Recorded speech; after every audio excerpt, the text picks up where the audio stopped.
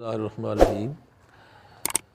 آج میں آپ کے سامنے ایک ایسی قرآن کریم کی آیہ کریمہ بیان کرنے لگا ہوں جس پر آپ عمل کر لیں گے، اس کے ورد کو اپنے اوپر لازم کر لیں گے تو انشاءاللہ تعالی تمام آپ کی دنیا کی تکالیف، تمام بیماریاں، تمام تنگ دستیاں، تمام مشکلات اور جتنے بھی آپ کے مسائل ہیں وہ انشاءاللہ تعالی اللہ تعالیٰ کے فضل و کرم سے وہ سارے حل ہو جائیں گے۔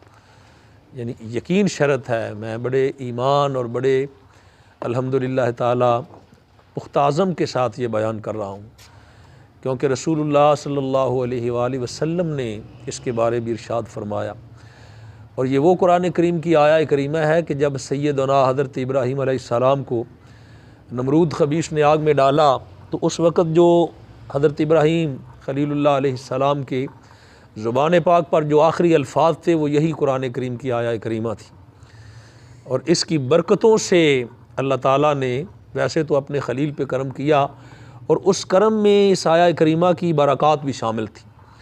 تو جو بھی اس پر عمل کرے گا، اس کے بڑے فوائد ہیں، مختلف عملیات کی کتابوں میں صوفیاء نے، علماء حق نے بہت اس کے فوائد بیان فرمائے، بلکہ حضور بابا فرید الدین شکر گنج رحمۃ اللہ تعالیٰ علیہ ایک روایت آپ فرماتے ہیں کہ کسی شہر میں ایک بادشاہ تھا، اللہ تعالیٰ نے اسے حکومت عطا فرمائی، عزت عطا فرمائی، مگر اس کی فطرت بد کی وجہ سے اس کے ذہن میں یہ سمایا کہ وہ خدائی کا دعویٰ کر دے۔ اس نے خدائی کا دعویٰ کرنے سے پہلے اپنے وزیر کے ساتھ مشورہ کیا۔ اس نے کہا میں کیا کروں کہ لوگ میری اس خدائی کو تسلیم کر لیں۔ وزیر بڑا مکار تھا، اس نے کہا تو ایسے کر، دو کام کر لے۔ ایک تو یہ ہے کہ جتنے بھی اس شہر میں علماء ہیں، صوفیاء ہیں، دانشور ہیں، سب کو ختم کر دے۔ جب دانشور ختم ہو جائیں گے، علماء ختم ہو جائیں گے، صوفیاء ختم ہو جائیں گے تو لوگ اسلام سے دور ہو جائیں گے، جہالت پھیل جائے گی، پھر تو جو بھی دعویٰ کرے گا لوگ قبول کر لیں گے۔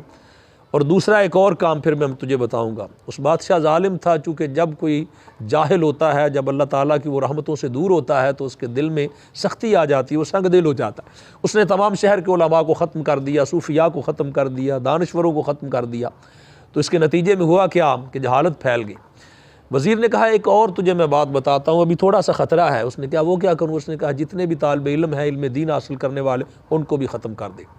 جب علم بتانے والے، سیکھنے والے نہ رہیں گے تو اسلام سے لوگ دور ہو جائیں گے، گمراہی پھیل جائے گی، پھر جو کہے گا وہ تسلیم کر لیں گے۔ تو اس بادشاہ ظالم نے، بابا صاحب فرماتے ہیں کہ اس ظالم بادشاہ نے جتنے طالب علم تھے ان کو بھی سب کو ختم کر دیا۔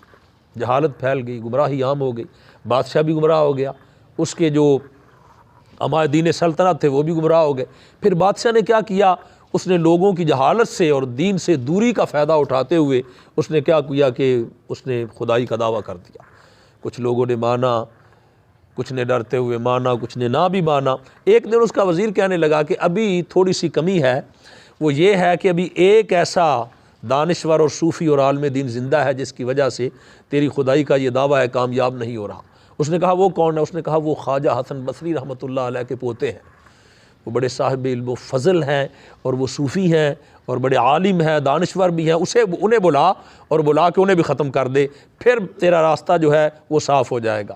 اس بادشاہ ظالم نے انہیں بھی بلایا۔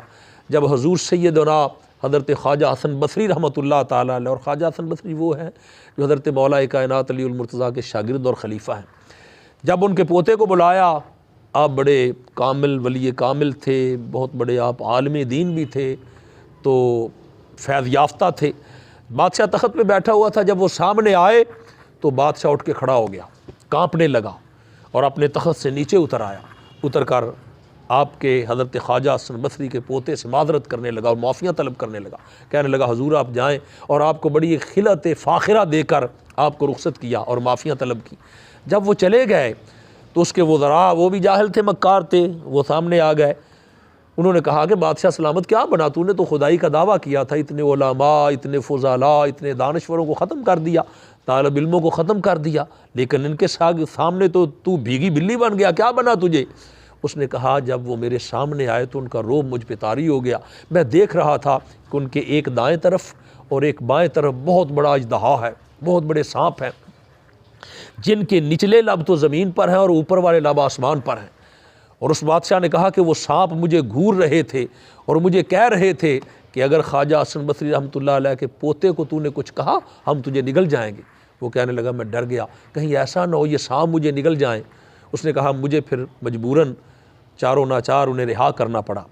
لوگ بادشاہ سے اٹھے اور کچھ دانشور حضرت خواجہ حسن بصری کے پوتے رحمۃ اللہ تعالیٰ علیہ کے پاس گئے، کہنے لگے حضور یہ اتنا ظالم بادشاہ ہے کہ اس نے بڑے بڑے علماء کو، بڑے بڑے فضلاء کو، بڑے بڑے صوفیاء کو، دانشوروں کو شہید کر دیا، قتل کر دیا، موت کے گھاٹ اتار دیا۔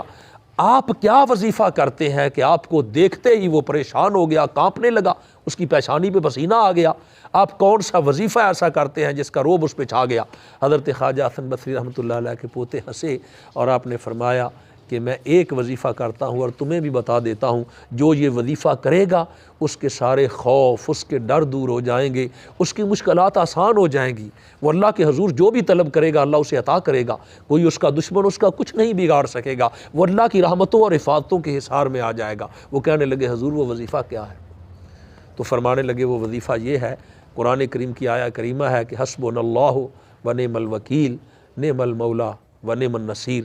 حالانکہ یہ آیات قرآن کریم کی دو جگہ پہ واقع ہیں، اگر آپ اکیلا بھی پڑھ لیں حسبنا اللہ و نعم الوکیل تو سبحان اللہ، مگر علماء فرماتے ہیں کہ اگر دونوں کو ملا لیا جائے حسبنا اللہ و نعم الوکیل نعم المولا و نعم النصیر۔ اور علماء اور صوفیاء اس کا طریقہ یہ بتاتے ہیں کہ ہر فرض نماز کے بعد 7 مرتبہ یہ پڑھ لی جائے، اور 7 مرتبہ پڑھ کر اپنے اوپر پھونک لیا جائے اور پڑھ بھی لیا جائے تو انشاءاللہ دنیا کی کوئی مشکل ایسی نہیں جو اس کی برکت سے اللہ تعالی حل نہیں فرما دے گا۔ دشمن بھی آپ کے زیر ہو جائیں گے، اور اگر آپ یقین اور ایمان کے ساتھ پڑھیں گے تو انشاءاللہ تعالی آپ کے گھر میں دولت کے ڈھیر لگ جائیں گے، سب مشکلات حل ہونے کے لیے آپ کے سامنے ہاتھ باندھ کر کھڑی ہو جائیں گی۔ حضور صلی اللہ علیہ وسلم کا بھی یہ ارشاد عالی ہے، بس ایمان اور یقین شرط ہے، اگر پڑھیں گے تو انشاءاللہ اللہ کے فضل و کرم سے آپ کو اس کی برکات کا اندازہ ہو جائے گا۔ اللہ کے حضور دعا ہے کہ اللہ ہمیں عمل کی توفیق عطا فرمائے۔ ھذا وباللہ التوفیق۔